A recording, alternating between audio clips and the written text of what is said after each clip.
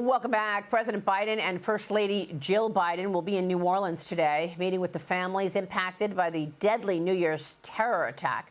14 people were killed, dozens others injured. Shamsud-din Jabbar, the U.S. veteran who carried out that deadly attack, visited New Orleans twice in the months leading up to it. The FBI says Jabbar used Meta smart glasses during the attack. These glasses allow a user to record videos and photos hands-free. But investigators say that it does not appear that Jabbar activated the glasses to live stream his action.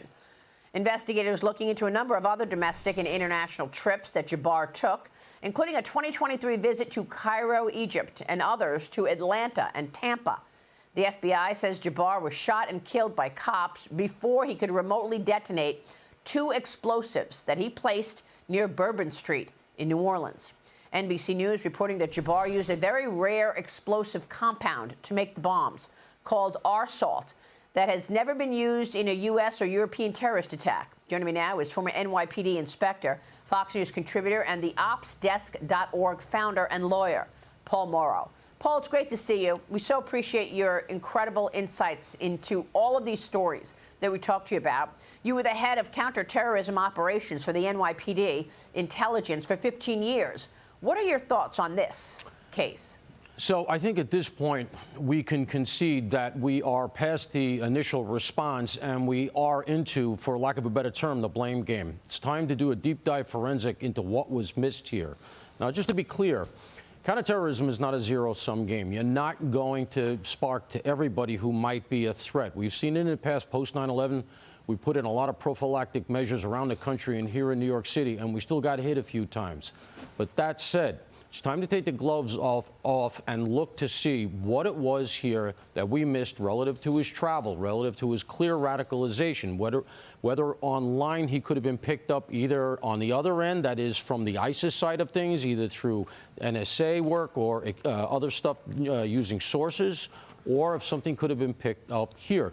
We've actually backed off a lot of our forward pressure on the terrorist groups that threaten us overseas. And so what that really does is it devolves to the home front for us to pick it up here. And we have to, at this point, take a very clear-eyed look at this thing. Doesn't mean anything was missed, but if we missed stuff because everybody at the FBI was at DEI training, then there has to be some changes. Wow. Yeah, that's a great point. Meanwhile, then there's Las Vegas and the U.S. Army Green Beret, who fatally shot himself before blowing up that Tesla Cybertruck in front of the Las Vegas Trump International Hotel, was apparently likely suffering from post-traumatic stress disorder. That, according to law enforcement, Matthew Livelsberger was recently treated for depression. Police also recovered notes from his damaged cell phone, which show his concerns about the direction of America. Watch this. This is an excerpt from that letter. He says, fellow service members, veterans, and all Americans, time to wake up. We are being led by weak and feckless leadership who only serve to enrich themselves. This was not a terrorist attack. It was a wake-up call. Americans only pay attention to spectacles and violence. What better way to get my point across than a stunt with fireworks and explosives? Unbelievable. Paul, your thoughts? So in the wake of this thing, everybody looked to the fact that it happened on the same day, which, of course, suggested a commonality between the two events, New Orleans and Las Vegas. And a number of us were pouring some water on that because it just felt very different. And unfortunately, what this scan does to me was the kind of thing you see very often in police departments, which is that you have a broken relationship. Reportedly, he and his second wife had broken up, had a big fight, and something about infidelity. And then you have access in the police world, you have access, easy access to the gun. And unfortunately, it very often leads to a bad decision and a police suicide. This felt like that, and I think that's being borne out. You know, a lot of people, it's very cinematic to say things like, I don't believe in coincidences. There's no such thing as coincidences. If you've done investigations, you know that coincidences happen all the time, just like in life. That's why we have the word.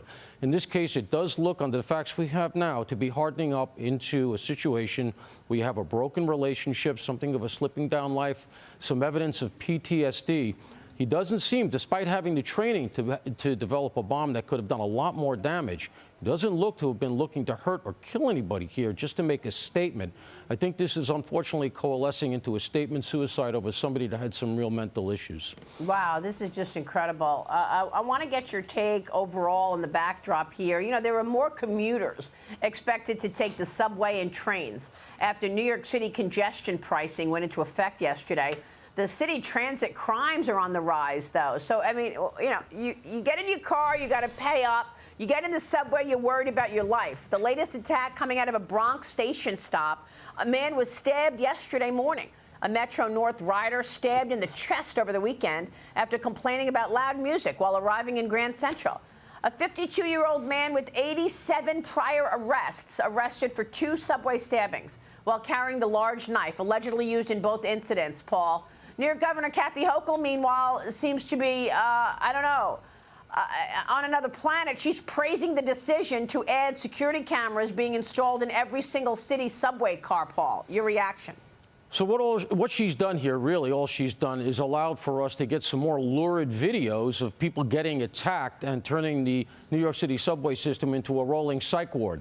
This is nothing prophylactic. This is just to allow us to see the damage that she has done, the New York City Council, and the prosecutors in this town. Remember something, Alvin Bragg's Day 1 memo, which, by the way, pretty much all 4 of 5 prosecutors in this town adhere to, don't prosecute theft of service. The people that are doing a lot of this stuff don't belong on the subway to begin with, but they just walk on because there's no sanction. We're not prosecuting that anymore. As a result, the subway has become a place where people with nowhere else to go or who have bad intent can just walk onto, and the rest of us get victimized. This is not going to work, and I actually think it's the end of Hochul's career politically because this is so unpopular. I mean, Paul, you were the first person to tell us about Tren de Aragua. You came on this show so long ago. I'm talking, I mean, I think it's about 2 years that you told us about this Venezuelan gang that was raging in America, and certainly you knew about it in New York. Do you have any update on Tren de Aragua and what you know, officials have been able to gain, or have they had any success in taming this group? Here's the problem with that. They're establishing themselves in various cities around the country, and it's emerging that they're more organized than we expected from the beginning. And the problem is, if you let them get established, it's very hard to get them out of there. I go back to the mafia analogy where J. Edgar Hoover ignored it for all those years, and as a result, it's very, very difficult to get them out when they became entrenched. We've allowed that. Think to yourself, when was the last time you saw a headline that said DOJ, the feds, took down a big Tren de Aragua case? You haven't, because they haven't. It's only been disparate police groups around the country.